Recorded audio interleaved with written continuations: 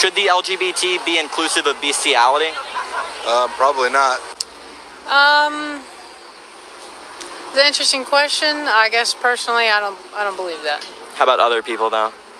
I don't know. Would you be inclusive if your friend was? That's tough. So I just want to clarify that it's a tough question for some people if bestiality, having sex with animals, is wrong. I think that would be a whole journey in itself, maybe. Should the LGBT be inclusive of bestiality? Oof, that's a tough one. Oof, that's a tough one. What kind of backwards world are we in right now? What is going on in these people's minds to actually think like this? Well, I have a couple ideas. If you just tell people that you evolved from a monkey that came from a big bang 12 billion years ago, then sure, you could put anything on the table and anything is possible because there is no foundation for truth.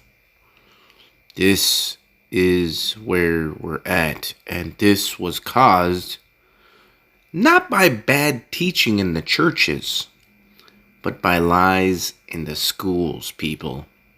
We're warned about science falsely so-called in the Bible. Science falsely so-called. They don't teach science falsely so-called in churches. They teach it in the school systems. So why is flat earth cosmology so important to me? Well, because it's the foundation for the way that you think about life. Either there's intelligence behind design, or there's not intelligence behind design, and we're a ball flying through space randomly with water sticking to it. That makes absolutely no scientific sense whatsoever. Because that is the foundation for how you think. And that is where you came from. Did you come from a big bang randomly? Or did God create you? And that's why biblical cosmology is one of the most important things. Here's our flat Earth with our magnetic center. This is the shoreline that we call Antarctica that surrounds our world. And here's my boat. I put my boat down and immediately the compass points north. If I want to circumnavigate, I want to head west or east, but we're going to go west right now. So I'm heading west, and as you see, west keeps turning. So I have to keep going, and this is how, when you go west, you end up going all the way back to where you started from. All right, so this is called the Flat Earth Sun, Moon, and Zodiac Clock app. The sky is a perfect clock. The sun keeps track of the hours and the days. Wherever the sun is, it's noon, right?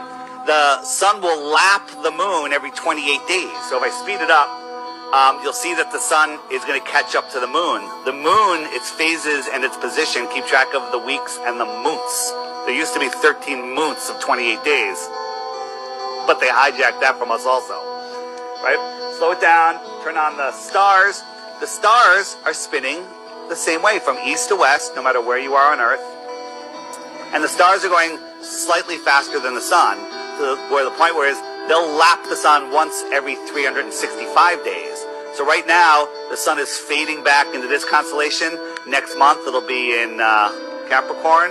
It'll fade back in there, and it'll go through all the zodiacs until it's back to where it is on this day next year, right? So the stars keep track of the seasons and the years. Ephesians chapter 1 verse 17 through 19, the King James Bible.